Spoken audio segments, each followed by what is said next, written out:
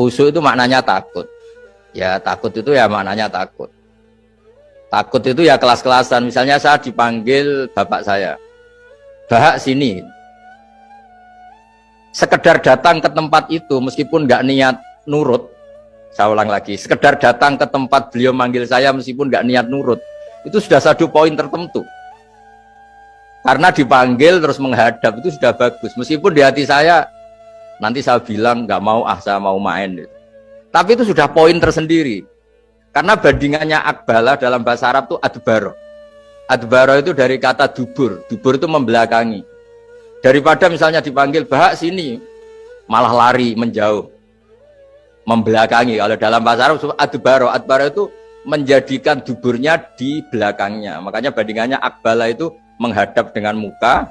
Kalau adbaro orang di belakangi pakai duburnya. Makanya dalam bahasa Arab disebut adbaro. Nah, sehingga terburuk dari seorang hamba itu adbaro, dipanggil ndak moro, dipanggil ndak menuju yang dipanggil, malah menjauh. Nah, menjauh ini dalam bahasa Arab itu kadang dibahasakan tawalla. Tawalla itu mengo itu menghindari, atau adbaro, membelakang.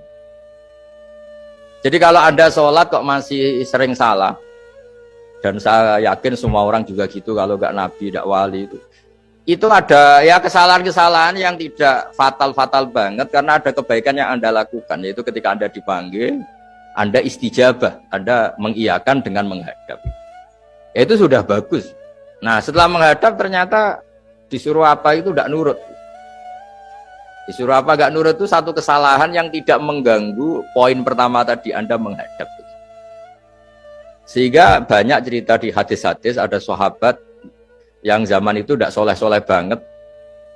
Zaman itu ketika Nabi, saya ini mau sholat ya Rasulullah, tapi jangan diminta berhenti dari begini-begini. Beliau menyebutkan sekian kemungkaran sahabat tadi. Nabi komentarnya itu sayan hahumayakul. Nanti kalau sering sholat lama-lama ya enggak begitu. Nah, ini kelirunya kita sebagai manusia. Lama-lama juga baik itu kita kira itu terus harus sekarang gitu loh.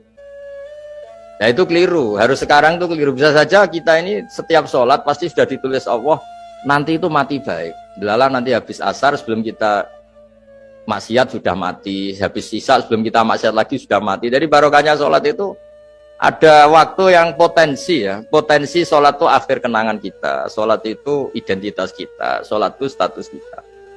Nah, karena kita sholat itu pakai niat, niat itu komitmen. Sementara kalau Anda maksiat itu tidak pakai niat, karena zalla. Zalla itu ya ada niat maksiat, tahu-tahu mungkin di bis ketemu orang cantik, terus agak jelalatan, tapi kan tidak niat. Tapi kalau sampai sholat kan datang ke masjid, bayangkan diimami ini, nanti kamu takbir, nanti kamu baca ini, baca ini. Jadi benar-benar komitmen, itu status kita. Kata Said Zabidi disebut mautinuhu wa haqiqatuh. Baiknya umat Islam itu kalau taat itu mautinu, itu alamat resminya, itu statusnya, kata Said Zabidi. Tapi kalau dia maksiat itu zallah, zallah itu kepleset. Jadi tidak pernah jadi status kita. Semoga semua maksiat kita ini tidak status, tapi zallah. Tapi ketika taat itu status, hakikat kita. Maka fal'ubudiyah ya haqiqatuh wa mautinuhu wa dhatuh. Ini kata Said Abdul Az-Zabidi, pengarang Ithqal. Orang Islam itu orang yang ketika ibadah itu identitasnya betul, ketika ibadah itu Allahu Akbar, dia berharap rahmatnya Allah gini-gini. Nah, ketika salah dia zallah, dia ngantor ya ada niat korupsi, dia ingin membenahi negara ini, dia nyai juga agak ingin macam-macam gitu. Ya tapi karena manusia terus ada zallah. Nah, semoga semua kesalahan kita ini zallah itu ya cara Jawa kepleset, tidak mental. Dan semua kebaikan kita ini mental, yaitu kebaikan yang jadi tempat kita, identitas kita, haqiqatuh wa mautinuh wa dhatuh. Tapi jangan pernah berpikir kalau apa artinya sholat kalau kita masih melakukan kemungkaran, itu salah besar. Sholat itu wajib, dengan Anda sholat itu sudah mengurangi kemungkaran Anda, karena Anda tidak melawan ketentuan Allah Ta'ala. Kayak kita orang Indonesia, meskipun kita koruptor, mau jadi KTP Indonesia sudah bagus, kita mau jadi warga Indonesia, meskipun setelah itu kita korupsi dan salah, tapi lumayan mau jadi warga apa? Indonesia. Orang mau sholat artinya dia menstatuskan diri sebagai hamba Allah. Teken kontrak, kalau saya ini hambamu ya Allah, anta robbi, iya karena butuh, iya karena stain.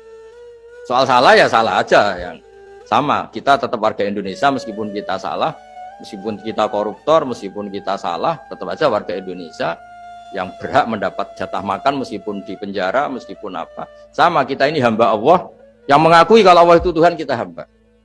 Dan barokahnya pengakuan itu insya Allah di cerita-cerita syafaat, kalau kita dosa atau apa, insya Allah dapat syafaatnya Rasulullah SAW, karena kita tidak pernah lari dari status kehambaan.